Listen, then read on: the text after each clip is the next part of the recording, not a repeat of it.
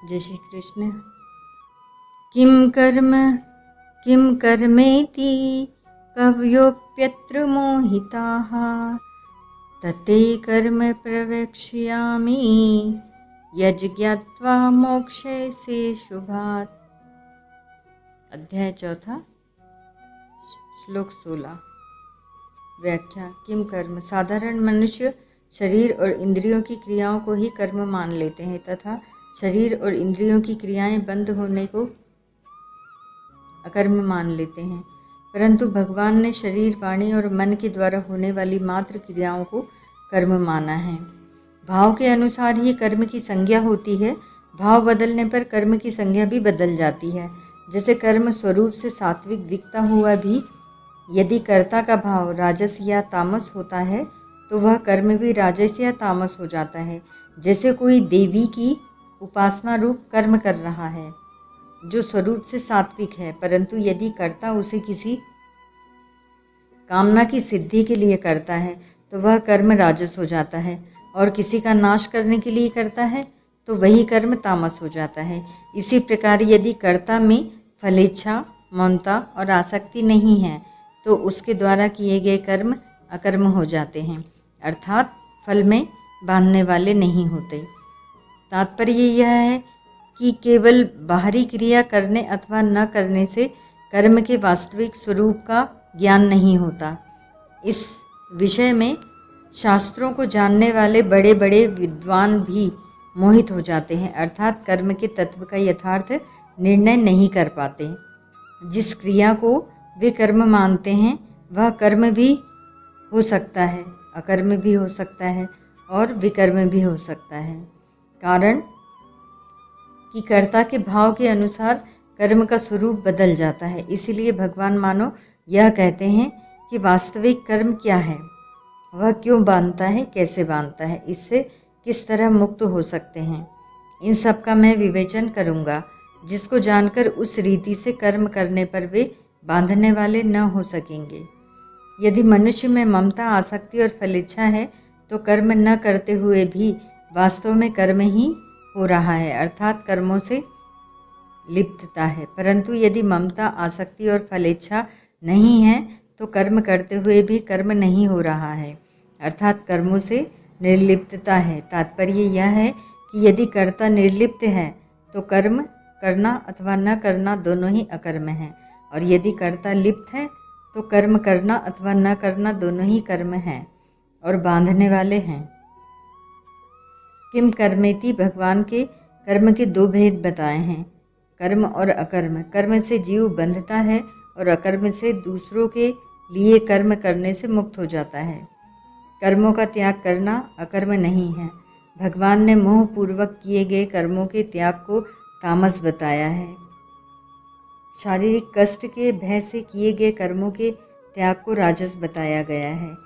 तामस और राजस त्याग में कर्मों का स्वरूप से त्याग होने पर भी कर्मों से संबंध विच्छेद नहीं होता। कर्मों में फलेच्छा और आसक्ति त्याग सात्विक है। सात्विक त्याग में स्वरूप से कर्म करना भी वास्तव में अकर्म है, क्योंकि सात्विक त्याग में कर्मों से संबंध विच्छेद हो जाता है, अतः कर्म करते हुए भी उससे निर्लिप्त रहना वास्तव में अकर्म है। शास्त्र के तत्व को जानने वाले विद्वान भी अकर्म क्या है इस विषय में मोहित हो जाते हैं, अतः कर्म करने अथवा न करने दोनों ही अवस्था में जिससे जीव बंधे नहीं, उस तत्व को समझने से ही कर्म क्या है और अकर्म क्या है यह बात समझ में आएगी। अर्जुन युद्ध रूप कर्म न करने को कल्याणकारक समझते हैं, इसीलिए भगवान मानो यह कहते हैं कि युद्ध रूप कर्म का त्याग करने मात्र से तेरी अकर्म अवस्था बंधन से मुक्ति नहीं होगी। गीता 3 अध्याय का 4 श्लोक। प्रत्युत युद्ध करते हुए भी तू अकर्म अवस्था को प्राप्त कर सकता है। गीता 2 अध्याय का 38वां श्लोक। अतः अकर्म क्या है इस तत्व को तू समझ। निर्लिप्त रहते हुए कर्म करना अथवा कर्म करते हुए निर्लिप्त रहना, यही वास्तव में अकर्म अवस्था है। कवयोप्यत्र मोहिताः। साधारण मनुष्यों में इतनी सामर्थ्य नहीं कि वे कर्म और अकर्म का तात्विक निर्णय कर सकें। शास्त्रों के ज्ञाता बड़े बड़े विद्वान भी इस विषय में भूल कर जाते हैं। कर्म और अकर्म का तत्व जानने में उनकी बुद्धि भी चकरा जाती है। तात्पर्य यह हुआ कि इनका तत्व या तो कर्मयोग से सिद्ध हुए अनुभवी तत्वज्ञ महापुरुष जानते हैं अथवा भगवान जानते हैं। तते कर्म प्रवक्ष्यामि, जीव कर्मों से बंधा है तो कर्मों से ही मुक्त होगा। यहाँ भगवान प्रतिज्ञा करते हैं कि मैं वह कर्म तत्व भलीभांति कहूँगा जिससे कर्म करते हुए भी वे बंधनकारक न हों। तात्पर्य यह है कि कर्म करने की वह विधा बताऊंगा जिससे तू कर्म करते हुए भी जन्म मरण रूप बंधन से मुक्त हो जाएगा। कर्म करने के दो मार्ग हैं, प्रवृत्ति मार्ग और निवृत्ति मार्ग। प्रवृत्ति मार्ग को कर्म करना कहते हैं और निवृत्ति मार्ग को कर्म न करना कहते हैं। ये दोनों ही मार्ग बांधने वाले नहीं हैं। बांधने वाले तो कामना ममता आसक्ति है, चाहे यह प्रवृत्ति मार्ग में हो चाहे निवृत्ति मार्ग में हो। यदि कामना ममता आसक्ति न हो तो मनुष्य प्रवृत्ति मार्ग और निवृत्ति मार्ग दोनों में स्वतः मुक्त है। इस बात को समझना ही कर्म तत्व को समझना है। दूसरे अध्याय के 50वें श्लोक में भगवान ने योगः कर्मसु कौशलम, कर्मों में योग ही कुशलता है, ऐसा कहकर कर्म तत्व बताया है। तात्पर्य है कि कर्म बंधन से छूटने का वास्तविक उपाय योग अर्थात समता ही है, परंतु अर्जुन इस तत्व को पकड़ नहीं सके, इसीलिए भगवान इस तत्व को पुनः समझाने की प्रतिज्ञा कर रहे हैं। विशेष बात, कर्मयोग कर्म नहीं है, प्रत्युत सेवा है। सेवा में त्याग की मुख्यता होती है। सेवा और त्याग ये दोनों ही कर्म नहीं हैं। इन दोनों में विवेक की ही प्रधानता है। हमारे पास शरीर, इंद्रियां, मन, बुद्धि आदि जितनी भी वस्तुएं हैं वे सब मिली हुई हैं और बिछुड़ने वाली हैं। मिली हुई वस्तु को अपनी मानने का हमें अधिकार नहीं है। संसार से मिली वस्तु को संसार की ही सेवा में लगाने का हमें अधिकार है। जो वस्तु वास्तव में अपनी है उस स्वरूप या परमात्मा का त्याग कभी हो ही नहीं सकता, और जो वस्तु अपनी नहीं है उस शरीर या संसार का त्याग स्वतः सिद्ध है। अतः त्याग उसी का होता है जो अपना नहीं है पर जिसे भूल से अपना मान लिया है, अर्थात अपनेपन की मान्यता का ही त्याग होता है। इस प्रकार जो वस्तु अपनी है ही नहीं उसे अपना न मानना त्याग कैसे? यह तो विवेक है। कर्म सामग्री शरीर, इंद्रिय, मन, बुद्धि आदि अपनी और अपने लिए नहीं है, प्रत्युत दूसरों की और दूसरों के लिए ही है। इसका संबंध संसार के साथ है, स्वयं के साथ इसका कोई संबंध नहीं है, क्योंकि स्वयं नित्य निरंतर निर्विकार रूप से एक रस रहता है।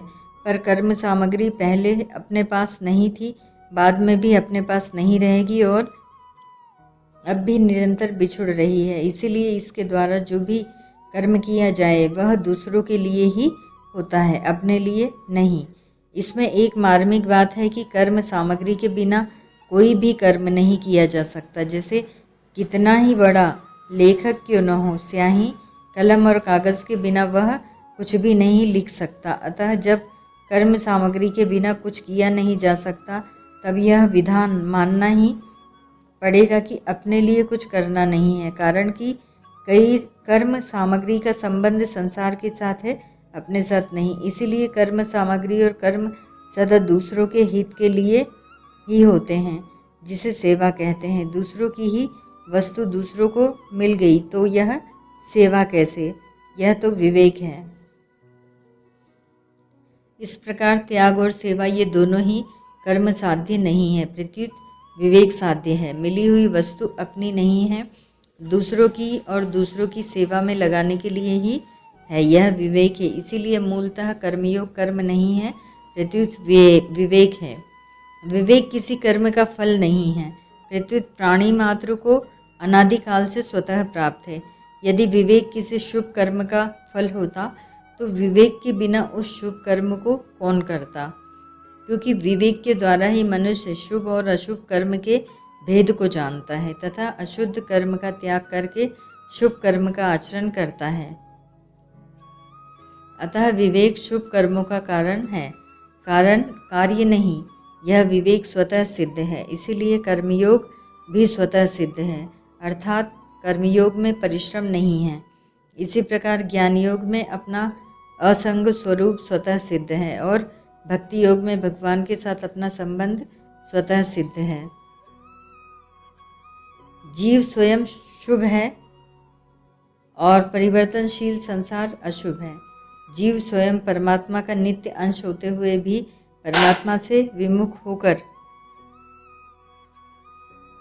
अनित्य संसार में फंस गया है। भगवान कहते हैं कि मैं उस कर्म तत्व का वर्णन करूंगा जिसे जानकर कर्म करने से तू अशुभ से अर्थात जन्म मरण रूप संसार बंधन से मुक्त हो जाएगा।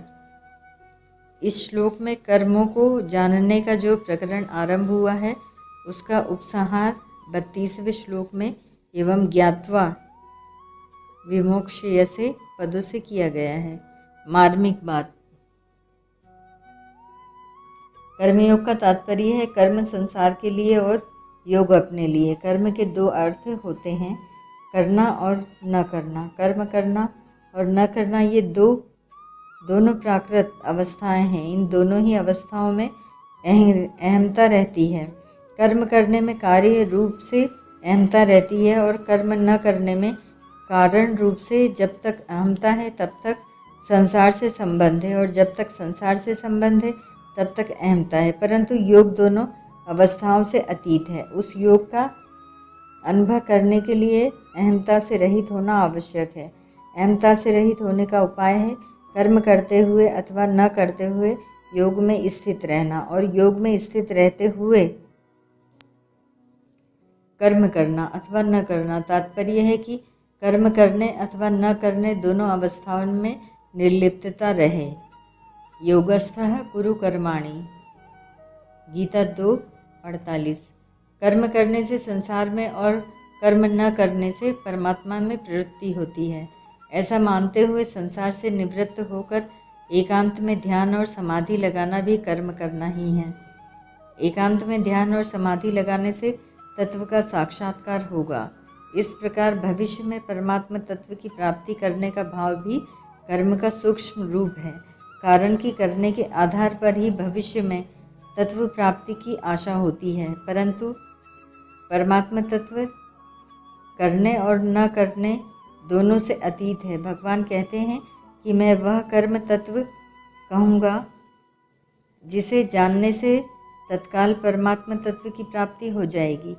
इसके लिए भविष्य की अपेक्षा नहीं है, क्योंकि परमात्मा तत्व संपूर्ण देश काल वस्तु व्यक्ति शरीर इंद्रियां मन बुद्धि प्राण आदि में समान रूप से परिपूर्ण है। मनुष्य अपने को जहाँ मानता है परमात्मा वही है। कर्म करते समय अथवा न करते समय दोनों अवस्थाओं में परमात्मा तत्व का हमारे साथ संबंध ज्यों का त्यों रहता है। केवल प्रकृति जन्य क्रिया और पदार्थ से संबंध मानने के कारण ही उसकी अनुभूति नहीं हो रही है। अहमतापूर्वक किया हुआ साधन और साधन का अभिमान जब तक रहता है तब तक अहमता मिटती नहीं, प्रत्युत दृढ़ होती जाती है। चाहे वह अहमता स्थूल रूप से कर्म करने के साथ रहे अथवा सूक्ष्म रूप से कर्म न करने के साथ रहे। मैं करता हूँ इसमें जैसी अहमता है ऐसी ही अहमता मैं नहीं करता हूँ इसमें भी है। अपने लिए कुछ न करने से अर्थात कर्म मात्र संसार के हित के लिए करने से अहमता संसार में विलीन हो जाती है। ओम तत्सत।